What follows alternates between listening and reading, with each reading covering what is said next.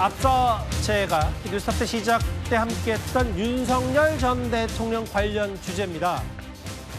내란 특검이 윤석열 전 대통령에 대해서 사전 구속영장을 청구했는데요. 먼저 지난 주말 윤 전 대통령의 출석 모습부터 먼저 만나보고 오겠습니다. 국민들에게 사과나 혐의에 대해 설명하실 말씀 없으십니까? 총경 조사 오늘도 거부하시는 건가요? 사후 계엄 선포는 관여 안 하셨습니까? 평양 무인기 침투 지시한 거 맞습니까? 사후 계엄 선포문 관여의 의혹 어떻게 설명하셨습니까? 체포 방해 지시한 혐의 인정하십니까? 소환 추가로 있으시 응하실 겁니까? 윤석열 전 대통령에 대해 직권남용 권리행사 방해죄 등으로 서울중앙지법에 구속영장을 청구하였습니다. 오늘 저희가 준비한 여러 핵심 내용들은 바로 지금부터 만나볼 이 내용입니다.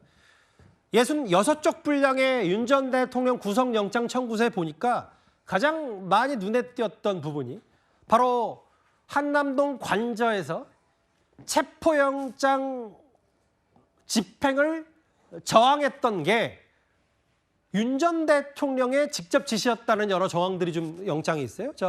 강서풀 부위원장님.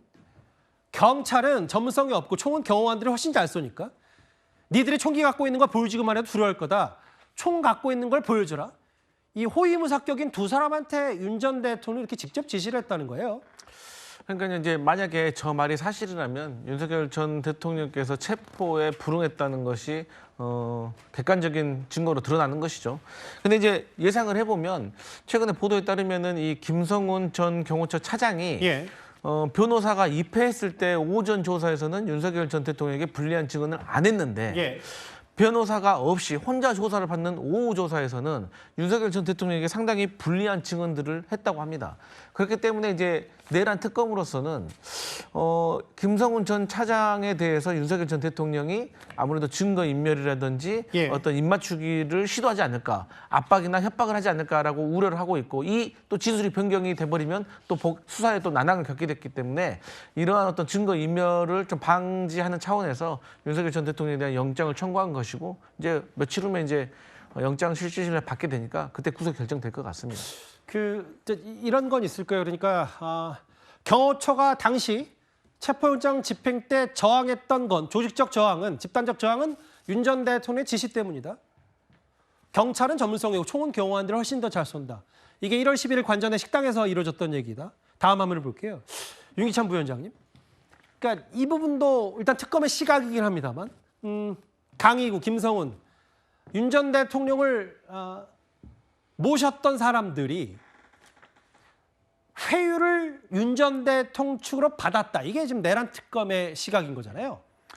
저 부분은 사실은 이제 첫 번째 변호인들이 저렇게 공범 관계에 있을 듯한 이런 이제 잠재적 관계에 있는 분들에게는 한 변호인, 그러니까 예를 들면 윤 전 대통령의 변호인으로 선임계가 제출된 사람은 저런 데 들어가면 사실 안 되는 거거든요. 저 부분을 일부러 피합니다.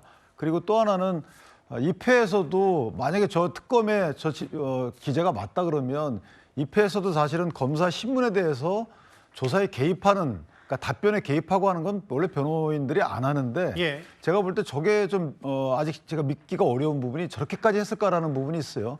일반적으로 변호인들은 저렇게 검사 신문에 대해서 끊거나 또는 피의자의 답변에 대해서 끊고 별도의 본인이 대체 답변을 하지 않습니다.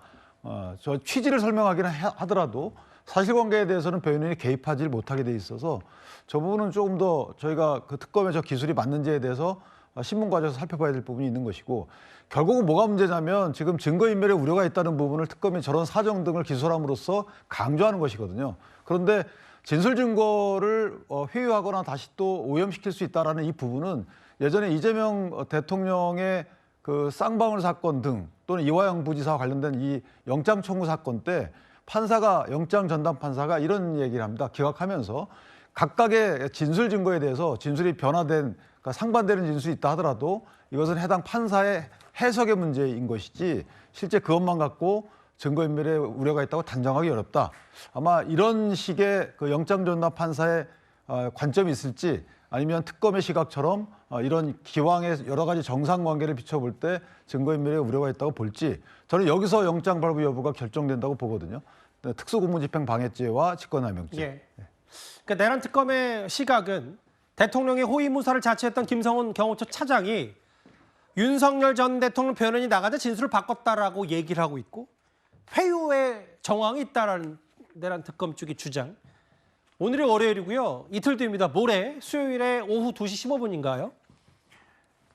구속될지 구속을 면할지 결정이 됩니다. 윤 전 대통령이 직접 출석할 예정인데 아까 윤기찬 부위원장께서 증거인멸 얘기를 하셨어요. 성춘 부의장님. 예. 이 내란 특검은 사실 윤 전 대통령에 대한 여러 얘기 중에 특히 증거인멸에 대한 얘기를 많이 하고 있습니다. 왜냐하면 지금 12월 3일 이후, 그러니까 비상계엄을 저지른 이후에 계속해서 뭔가 윤석열 전 대통령은 증거인멸을 위한 노력들을 해왔던 것이 지금 속속들이 드러나고 있지 않습니까? 예.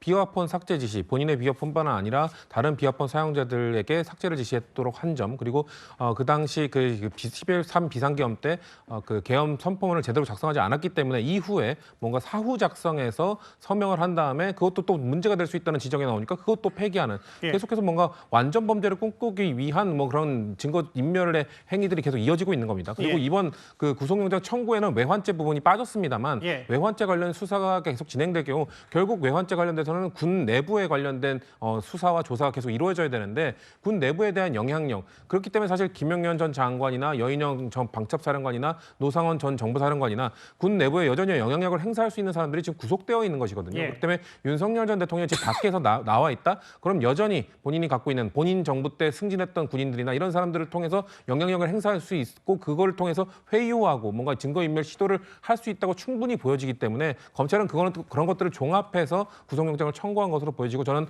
타당하다, 받아들여져야 된다고 생각합니다. 일단 모레 윤 전 대통령이 직접 출석한다고 하니까요. 사실은 최근에 국민의힘에서는 가급적 여러 인사들이 윤석열 전 대통령의 특검 소환, 조사 혹은 내용 이런 거에 대한 언급을 비교적 자제하고 있는데 오늘 김대식 의원이 많이 등장합니다. 라디오 인터뷰를 해서 그런지. 추미애 전 장관이 윤석열 정부 탄생의 보수의 어머니가 됐듯이 윤 전 대통령이 진보의 아버지가 된 것이다. 구속영장 청구 자승자박이다. 이 얘기 어떻게 들으셨어요, 연정 의원님? 그러니까 우리가 이제 계엄과 그다음에 탄핵 과정을 거치면서 지난 대선 패배를 했지 않습니까? 그리고 예전에 추미애 전 장관이 법무장관 있을 때 사실은 이제 당시에 윤석열 검찰총장과의 갈등 구도 속에서 사실은 윤 전 대통령을 대선 후보로까지 올리는 그런 역할을 했었죠. 자, 근데 이번에 보면 사실상 이재명 대통령의 재판 날짜가 다 정해져 있었고 예. 또 관련된 또 이 트럼프 대통령과의 제가 듣기로는 그 계엄하기 한 2주 뒤에 트럼프 대통령의 정상회담도 거의 다 확정이 돼 있었다고 합니다. 예. 자, 그런 상황에 정말 이해하기 어려운 이 비상계엄을 통해서 모든 것들이 다 수포로 돌아갔지 않습니까? 결국은 사실은 이재명 대통령의 정치 생명을 살려줬고 또 그 이후에도 대선 패배에 정말 결정적인 영향을 미쳤고 예. 자, 이러한 것들이 계속되다 보니 지금 이제 국민의힘 내에서 저런 목소리 나오는데 저는 개별적인 저런 목소리가 지금 의미 있는 것이 아니고 예. 국민의힘이라는 당이 지금 앞으로 생존하고 보수의 기본적인 정당이 되기 위해서는 당 차원의 조치가 좀 필요한 거거든요. 예. 근데 여전히 당의 지도부는 일체 이거에 대해서 듣고 있지 않습니다. 얼마 전에 이 원내대표 같은 경우도 그런 이야기 했지 않습니까? 지금 우리가 탄핵 반대 당론을 변경하는 게 무슨 의미가 있냐? 아무런 의미가 없다라고 이야기를 하고 있어요. 예. 그러니까 명시적으로 이 부분에 대해서 분명히 선을 긋지 않고 있는 거거든요. 그 결과가 지금 결국 국민의힘에 지금 이런 현 상황들을 노출한 거기 때문에 저는 저런 개별적인 평가보다는 이제 당 차원에서 분명히 책임질 사람과 입장 변화가 필요하다 이런 말씀 드리겠습니다. 모레입니다. 구속 위기에 몰린 다시 한번 구속 위기에 몰린 윤석열 전 대통령 얘기 저희가 준비한 2위였습니다. 그럼 지금까지 들은 여러분들의 목소리를 만나볼까요? 첫 번째 댓글입니다. 차라리 장마가 그립다. 너무 덥다. 비가 좀 식혀줬으면 좋을 텐데 장마는 사실상 끝이 났다고 하니까요. 예. 더워도 너무 더워. 여름아 너무해. 정말 그렇습니다. 예. 너무하긴 너무하네요. 예. 무대 보려고 티켓 사는 건데 무대 안 보이는 티켓을 왜 파냐? 블랙핑크의 소속사가 사과를 했으니까요. 예. 구태들이 혁신하겠다고 한들 누가 믿겠냐라고 국민의힘을 싸잡아서 비판하셨습니다. 나라 돈을 함부로 사용하면 안 됩니다. 돈 얘기를 하셨는데요. 아마 이 댓글은 제가 미리 잠깐 예고한 이 주제와도 관련이 있을 겁니다. 그러면 저희가 준비한 1위가 남았습니다.